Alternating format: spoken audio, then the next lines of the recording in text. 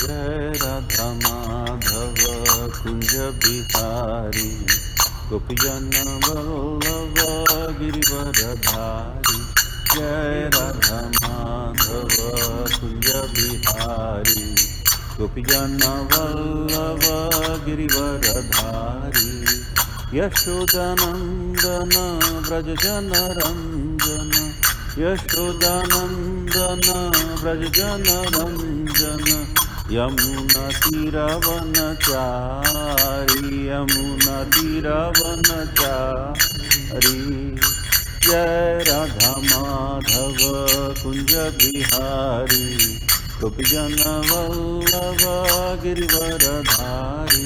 जय राधा माधव कुंज बिहारी गोपीजन वल्लभ गिरिवरधारी। हरे कृष्ण कृष्ण कृष्ण हरे हरे हरे राम राम राम हरे हरे। हरे कृष्ण कृष्ण कृष्ण हरे हरे हरे राम राम राम हरे हरे। हरे कृष्ण कृष्ण कृष्ण हरे हरे हरे राम राम राम हरे हरे। हरे कृष्ण कृष्ण कृष्ण हरे हरे हरे राम राम राम हरे हरे। हरे कृष्ण कृष्ण कृष्ण हरे हरे हरे राम राम राम हरे हरे। हरे कृष्ण कृष्ण कृष्ण हरे हरे हरे राम राम राम हरे हरे। जय राधा श्याम सुंदर राधा श्याम सुंदर राधे। जय राधा श्याम सुंदर राधा श्याम सुंदर राधे। जय जगन्नाथ जय बलदेव जय सुभद्रा। जय जगन्नाथ जय बलदेव जय सुभद्रा। जय गौरनिताय जय गौरनिताय जय गौरनिताय जय गौरनिताय जय गौरनिताय जय गौरनिताय जय गौरनिताय जय गौरनिताय। जय जय Prabhupada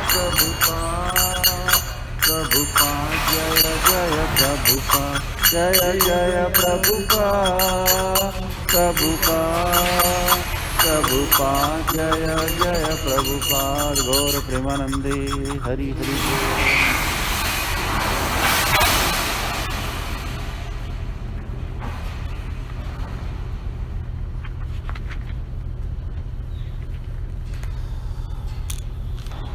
So, reading from Bhagavad Gita, chapter 3, verse 3. Lokesmin द्विविधानिष्ठा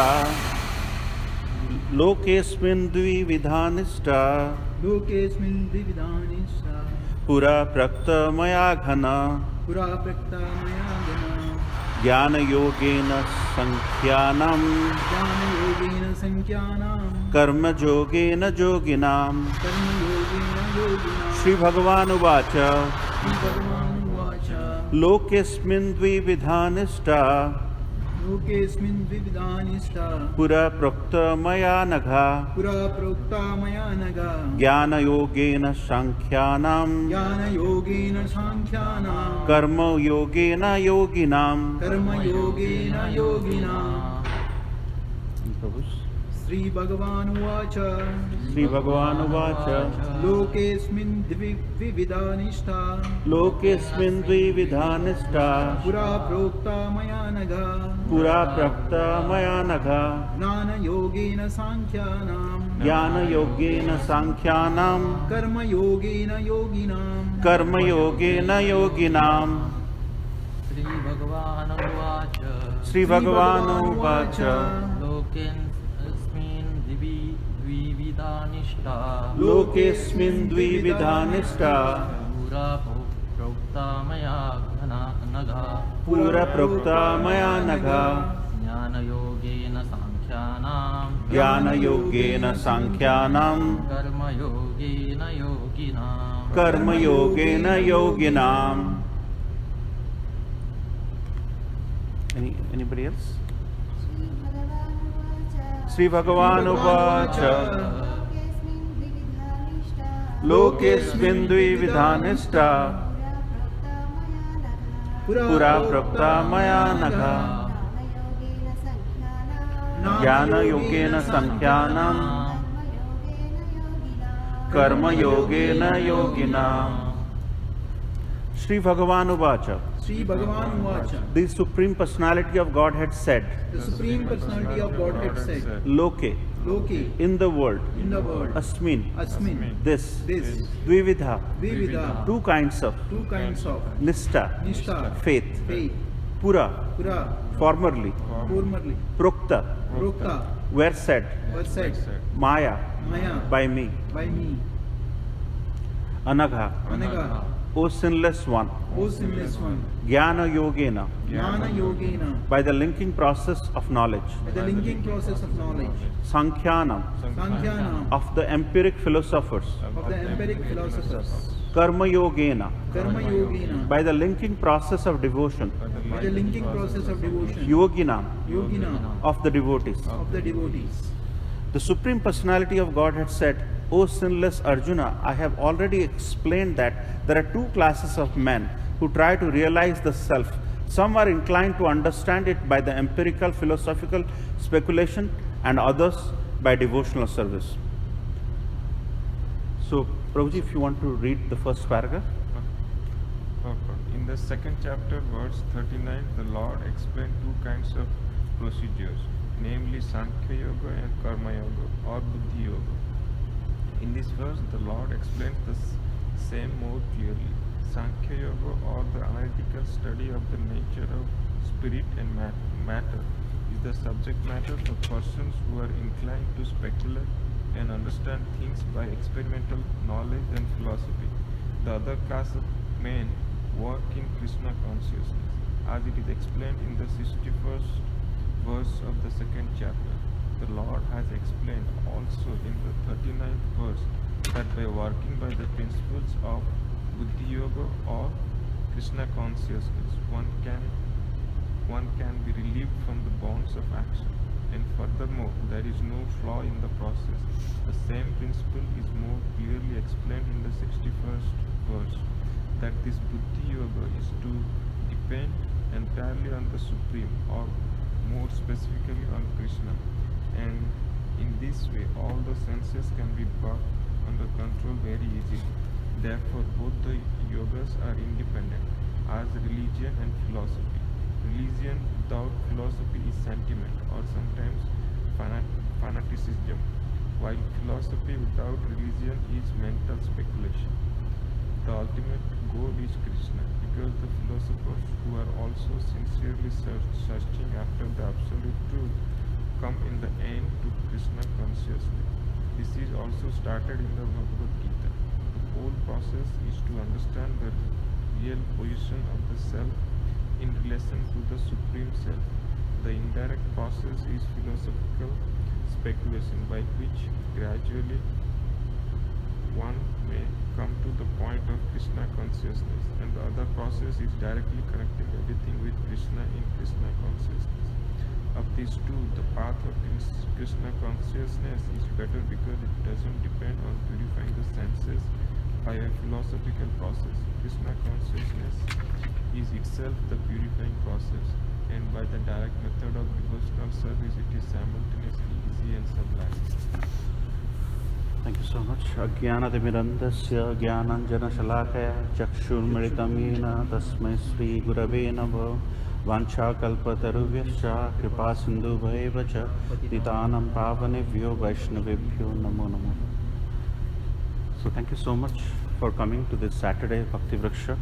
We meet every Saturday evening for Bhagavad Gita discussion, and we chanted one round together, and then today the topic, as was shared in the WhatsApp group, was the summary of Karma Yoga, which is chapter 3, and we went through some of the important verses of chapter 3, but this verse truly captures the essence of Karma Yoga.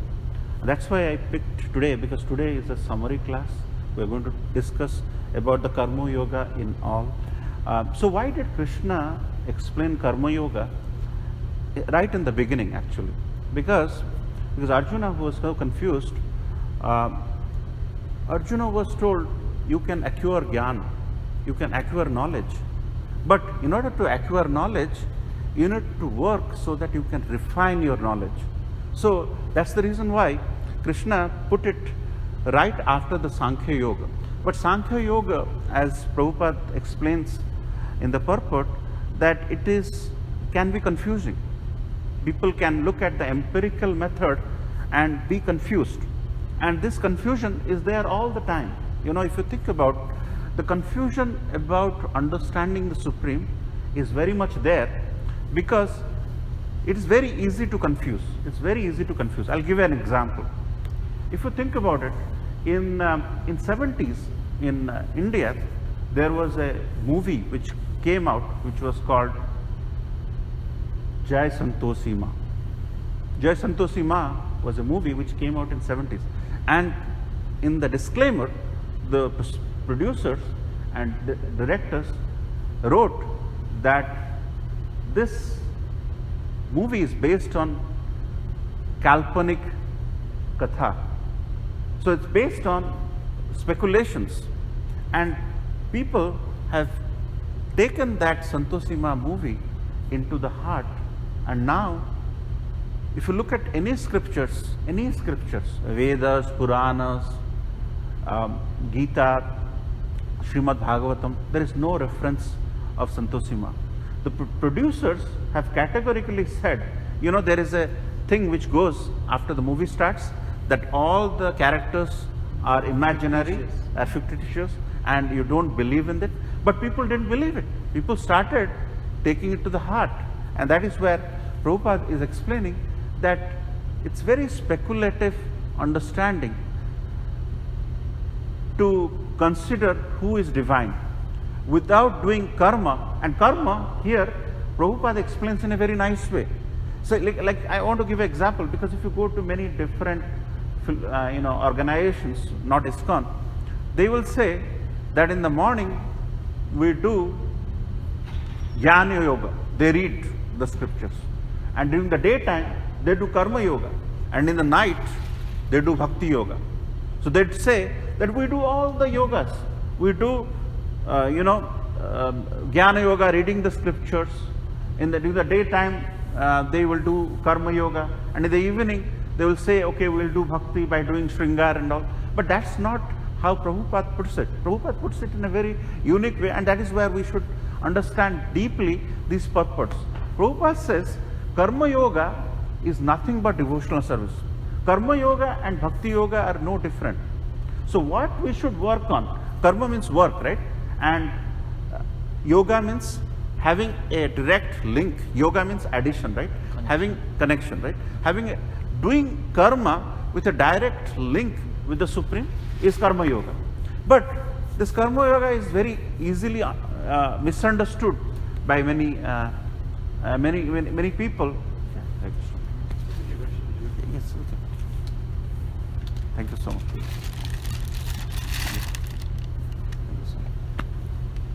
So Karma Yoga is very easily misunderstood. These are some of the ornaments Prabhuji has got from for the lordships. Yes, yeah, from Mumbai actually. So let's thank him with a loud Hari Bol, Hari Bol, Hari Bol. So he went to Bombay, and you know, this is where devotees are so close. You see Krishna Karuna Prabhu, he was here. But he left this place, but his love for lordships is still there. So still he is there in Pune, but he is expressing his love by connecting with Prabhuji and sending the ornaments and paraphernalia for the deities right from there. So the connection is beyond physical connection. You may be somewhere else, but the love for lordships is transcendental, it's beyond. So coming back to the topic, we were discussing about the speculativeness. So Santoshi Ma, Jai Santoshi Ma was a picture, it was a movie where it was fictitious, as you said, and it was kalpanic. But people hung up to it, and now Santoshi Ma is revered all around India. But when you start discussing, why are you doing Santoshi Ma? Because it's all in the movies. On Fridays, you'll have Santoshi Ma Vrat, but actually, they have not really figured out. So that's why Prabhupada is saying, it's all speculation, it's all philosophies. Unless you work for in connection with the Supreme, then all these, everything else is speculation. So Prabhupada puts it in a very nice way, saying it's devotional service. So what is devotional service? So there are, as we know in Prabhupada, and Krishna says, there are three kinds of karma, right? We have karma, we have vikarma, and we have akarma. So there are three kinds of karma. So karma, you are doing your prescribed duties, but when you're doing prescribed duties, you are getting benefits, right? But when you use up those benefits, then your credit is zero. Then you are back to doing prescribed duties again. And then you accumulate the prayas credits and you use it up, then you are back to zero again. So this up, down, up, down, up, down is continuing when you do karma. Karma is good. Karma is prescribed duties. But it doesn't get you out of the cycle. That is karma. Vikarma is when you are not doing things favoring the prescribed duties. You are doing something on your mental concussion. You are not following the regulative principles. You are not, maintaining a regulated life in terms of eating. Because as you know, animals also lead to eating, mating, sleeping and defending, right? But human beings have that extra sense, because of which they had some gross sense, they have some subtle sense. And when human beings behave like animals, then they are doing everything which is mentioned as vikarma. But akarma is the topmost of everything. Topmost of everything which is beyond your prescribed duty. And what is that? That is essentially nothing but your doing unalloyed service to the Lord, Supreme Lord. But the thing is, when you go to other paramparas, there is a lot of confusion about Sakam Karma Yoga, Niskam Karma Yoga. There is a lot of confusion there. And Prabhupada puts it in a very nice way. Just do devotional service. Just by doing devotional service, you are at a akarma platform, which is the highest platform. And that is where there is no reaction. You are not within any reaction. So you do well, you go to upper planetary systems, then you enjoy, then you come down, and you not do well, and you go down. So the akarma is something which, because of which there is no reaction on you.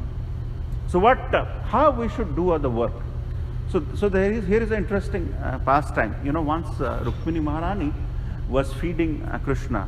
He was having a plate of prasad, and Krishna was about to partake the prasad offered by Rukmini Maharani. Because at that time, there was a devotee somewhere. There was a devotee. He was under attack by somebody, and he called out to Krishna. So Rukmini Maharani saw that Krishna was sitting. Rukmini Maharani doesn't know anything. Krishna got up and ran. Rukmini Maharani is seeing Krishna run.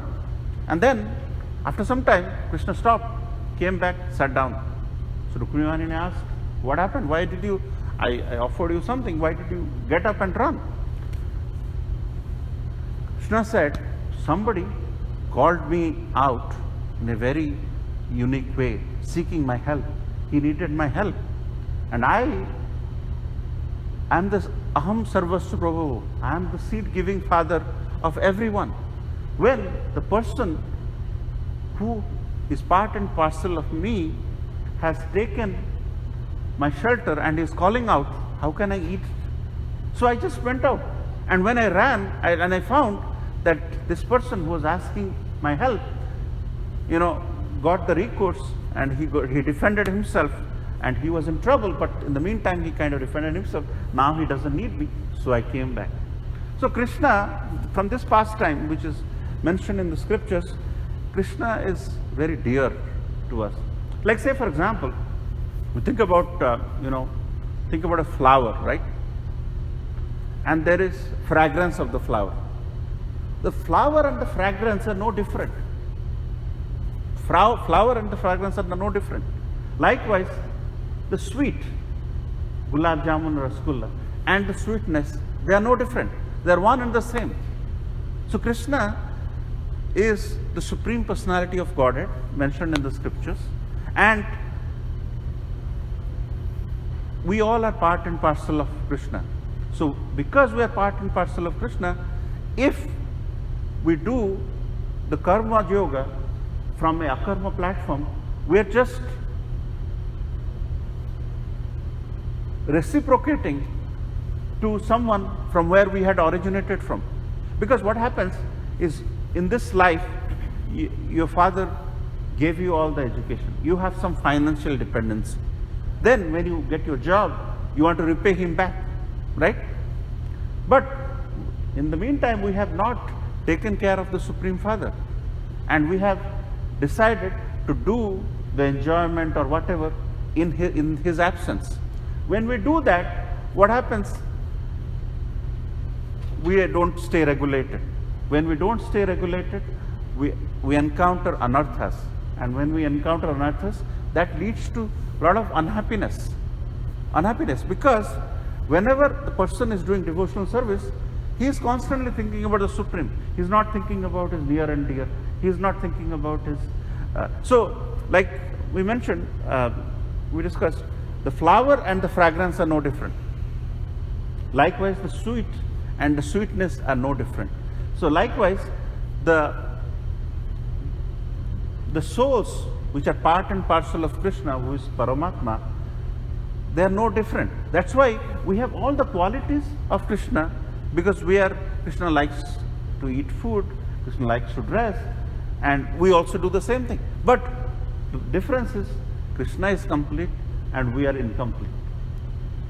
And that is where, so if you go to different paramparas, what will happen is, there is a situation where you are going to seek some benefits from the Supreme, and the Supreme reciprocates by giving the benefits. There is nothing wrong in that. But in our parampara, based on how Prabhupada has laid out, he said something very nice. In this parampara, the devotees goes to Krishna and says, what can I do for you? How can I help you? So that is totally opposite. If you look at the other methods of following the spiritual path, you always go with the intent that, what can you give us? But this is the only parampara. By doing devotional service, we go beyond Krishna. We go beyond the Supreme Personality of Godhead. By serving, we make Krishna our friend, Sakhyaras, or we make Krishna our lover, or make Krishna our baby, Vatsalaras. So with all this devotional service, with some of these pastimes you are seeing around of Krishna, trying to do different things, there are different rasas in there. And when these different rasas are there, there is a situation when Krishna can be at your service. Balram, for example. Once Krishna and Balram were playing, and they had wrestling, and finally Balram was resting. So Krishna came and started massaging the feet of Balram. Here, a Supreme Personality of Godhead is expressing his love for his devotees.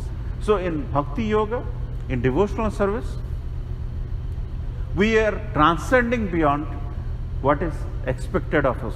So Karma Yoga is nothing but working favorably as to what the Supreme wants. So when two people are in love in the modern world, right, they will be looking at each other. They will be looking at each other. The boy and girl will be looking at each other. But Krishna consciousness, you are looking in the same direction. We are not looking at each other.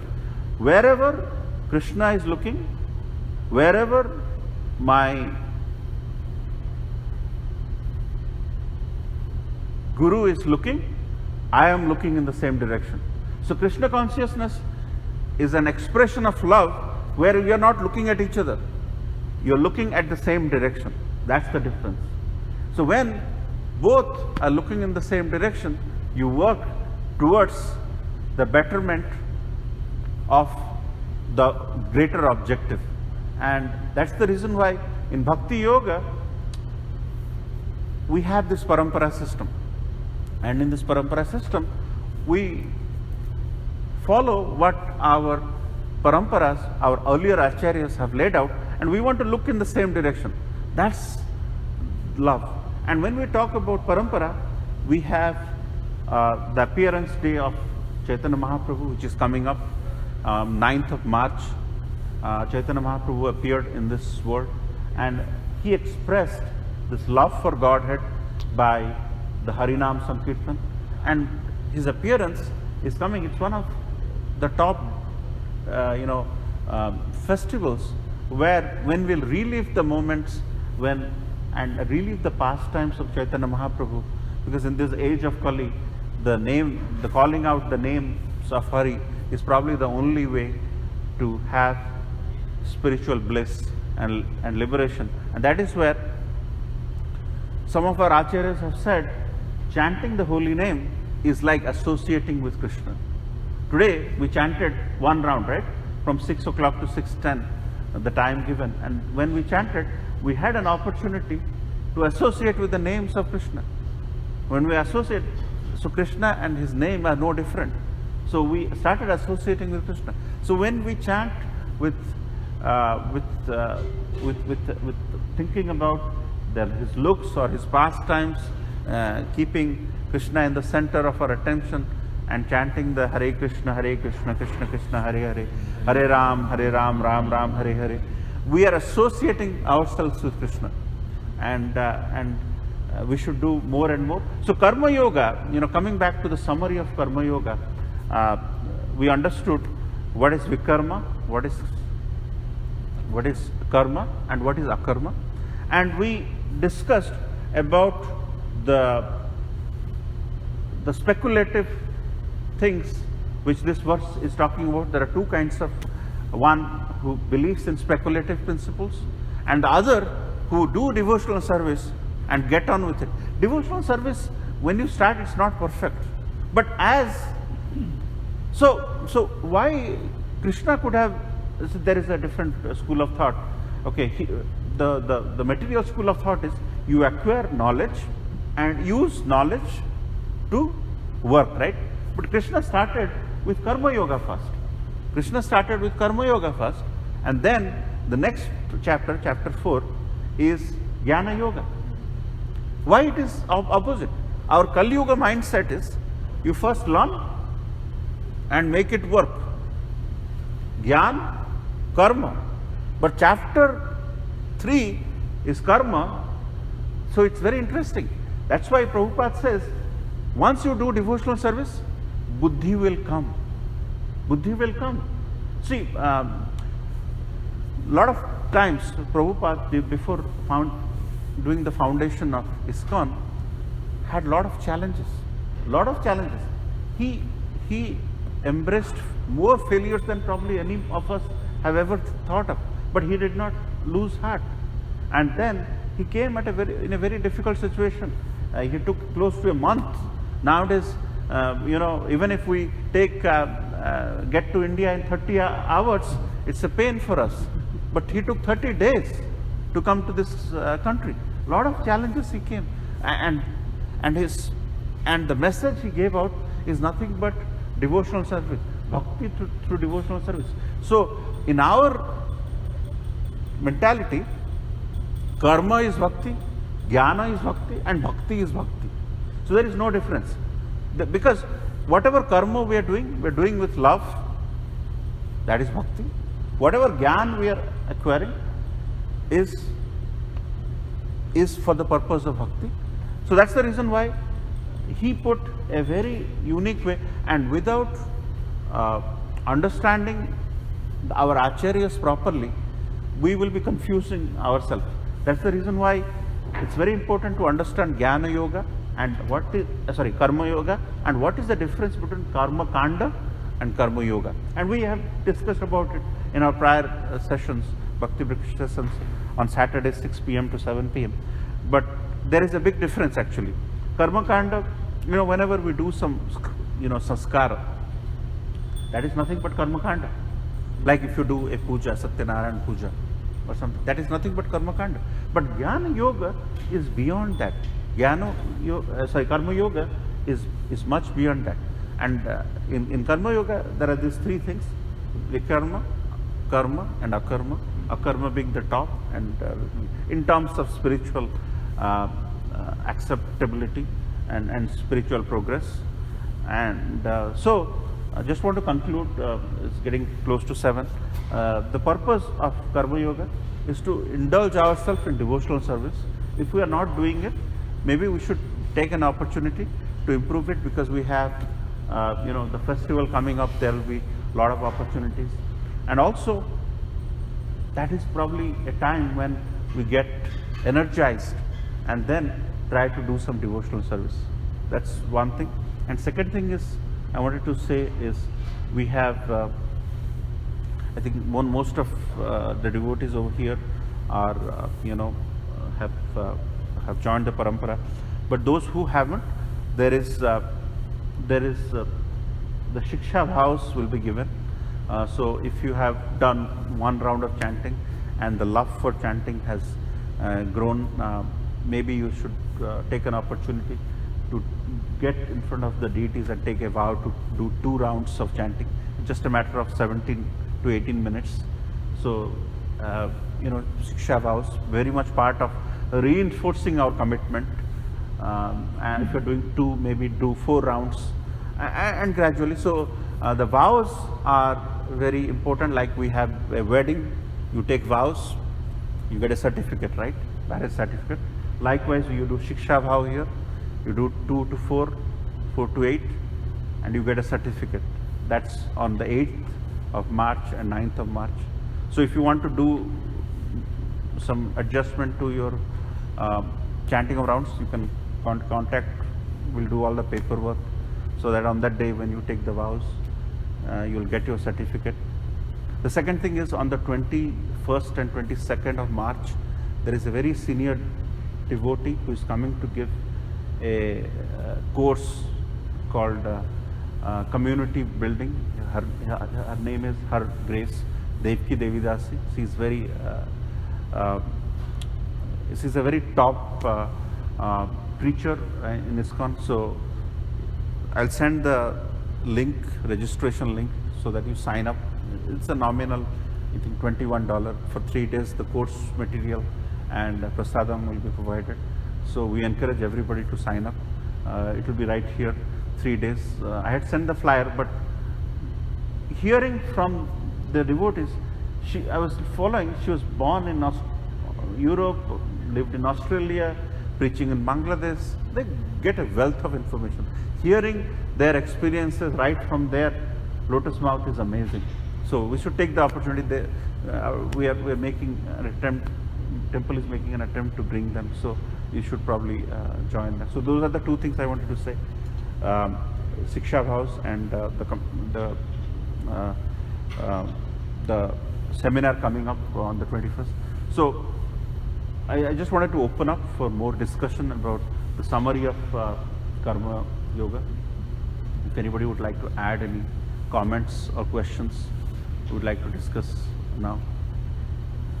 Prabhuji, Yeah. if say somebody is doing all Jnana Yoga and Bhakti Yoga, but he is lacking Karma Yoga, but some other person is doing only Karma Yoga, so is that right or wrong, or is it like, Karma Yoga is higher priority than Bhakti Yoga, or all yogas are particularly same, same priority, there is no difference between those? Yeah. So very good question. So if a person is only doing Karma Yoga, is that enough? Should he have to do Jnana Yoga or Bhakti Yoga? Is Karma Yoga enough or not? That's the question, right?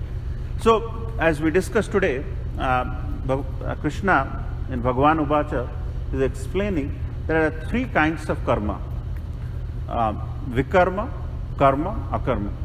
So if you are focusing a lot on vikarma, you're still doing karma, but they are not prescribed, so they are not favorable.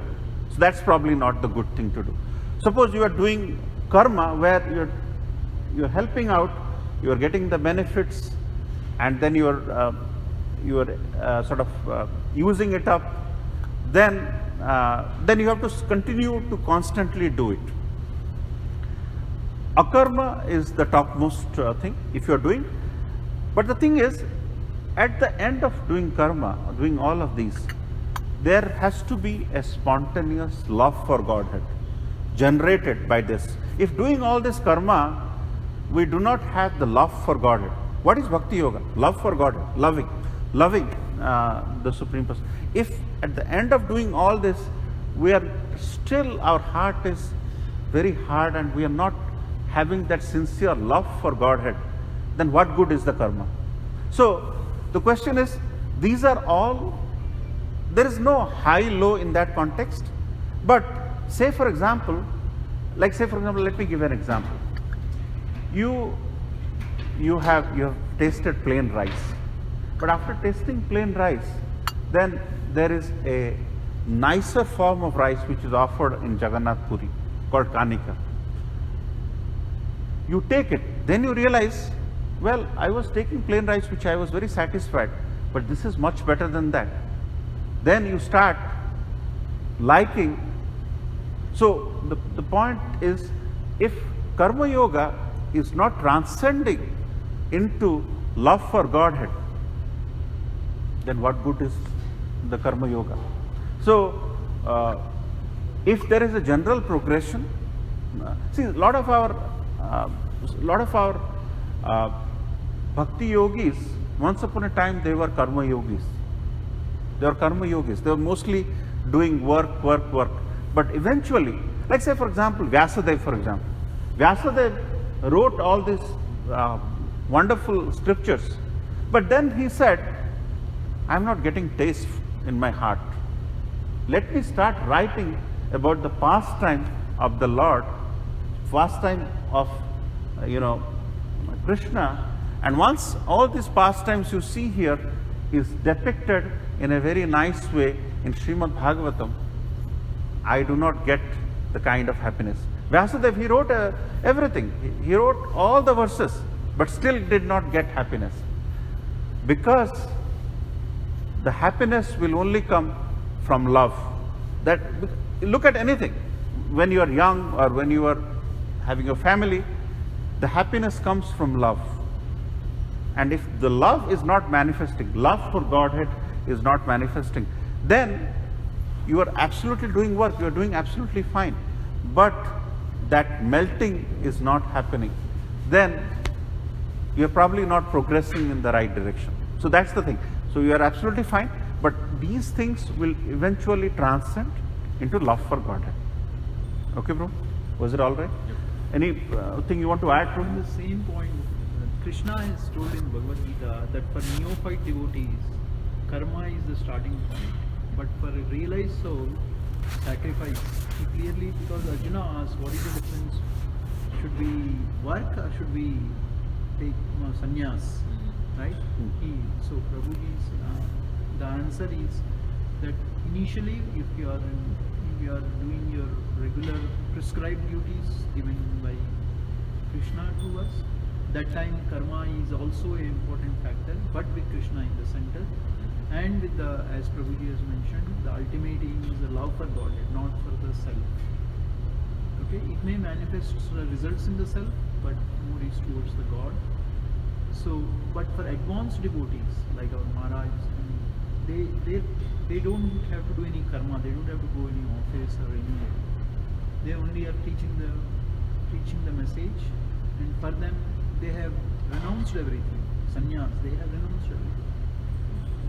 So it's as Prabhuji told, it's a progression, and the ultimate manifestation of that is the love of Godhead. So we'll be experiencing different degrees of the love of Godhead through this progression. Anybody else wants to add to Prabhuji's question? Because yes, Mother.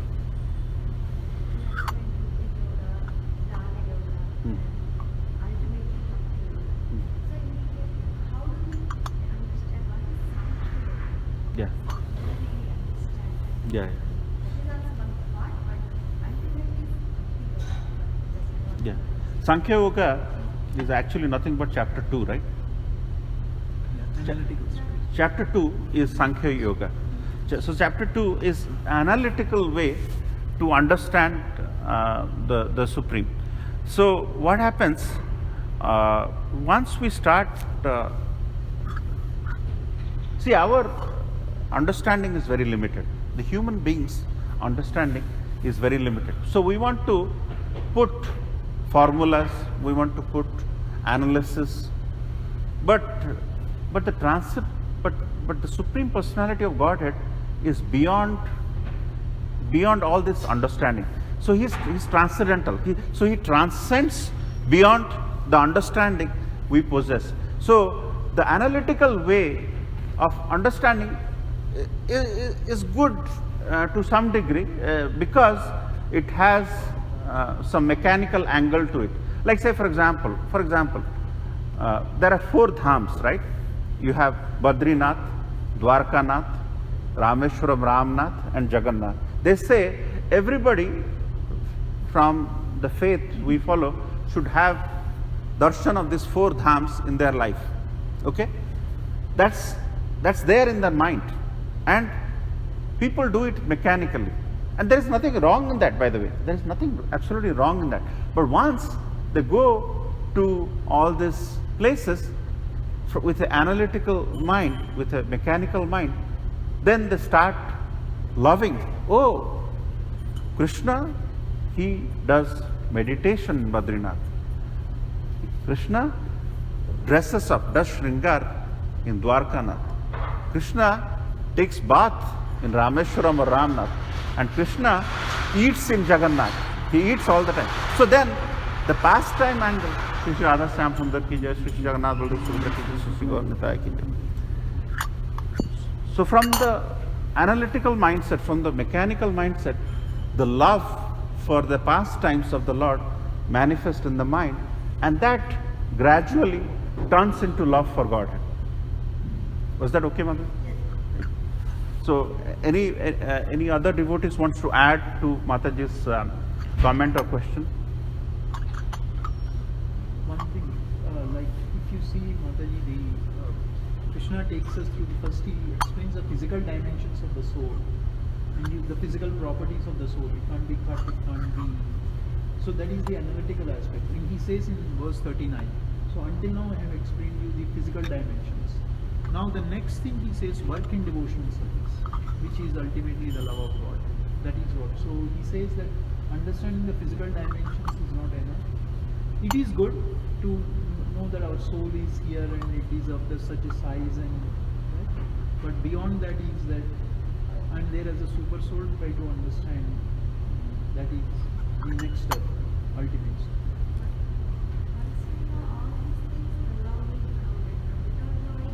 Yeah. Right. Right, exactly. So you should know. Once we start hearing and knowing and everything, then the love will Right. manifest. So Yes. first he gives us an idea of the soul, the dimensions, like what it is. That is Sankhya Yoga analytical study. So then once we know the analytics of it, then we get the intelligence out of it. That is devotional science. Right. Right. So thank you. Any other questions or comments? Today we discussed chapter 3, Karma Yoga, in summary. Next week we will start discussing chapter 4, some of the important verses of chapter 4. So any questions or thoughts you want to share? This is a informal Bhakti Vriksha where we discuss Bhagavad Gita. We meet every Saturday, 6 to 7 p.m. We have a WhatsApp group. And so any other questions or... Say out of the 4 dhammas, each one is for particular. And let's say you are into food, so you go only to Mayapur, you don't go to other places. Then is that okay? See, yeah, so different dhams expresses different attributes of the Lord. But it's very incomprehensible to understand the Supreme. What all pastimes he did here, what all pastimes he did there. And once you go there, Prabhuji, the place of eating like Jagannath Puri or where Chaitanya Mahaprabhu was born, Mayapur, as you said, then you would like to understand more about the Lord. Then that first visit opens the pathway for you to see more places. And all these places, Lord has exhibited such pastimes. Once you go there, like I just want to say something. In Dwarka, there is a place called Bhulka Tirth. I don't know if anybody has gone there. Bhulka Tirth is a place where the hunter Zara, right, has thinking that Krishna's legs is like the ear of a deer has shot. And there if you see Krishna, he's so beautiful laying, and then this hunter has shot his leg. But the point is, once you go to all these little places, I'm sure there are wonderful places in Maharashtra, in Kerala, these places where all these little pastimes, so you can connect all the dots to understand it better. But therefore, to your question, there's absolutely no problem going to one of the dhams, but that will open up your desire to see more and more. Is that okay, Prabhu? Yeah. All right, Prabhu, we'll end here. Thank you so much. Next Saturday, we are going to start discussing chapter 4, same time. And there is Gaur Purnima coming, and there is seminar coming on the 21st. So sign up for services. So we'll end here by saying, Srila Prabhupada ki jai, Gaur Bhakta Vrinda ki jai.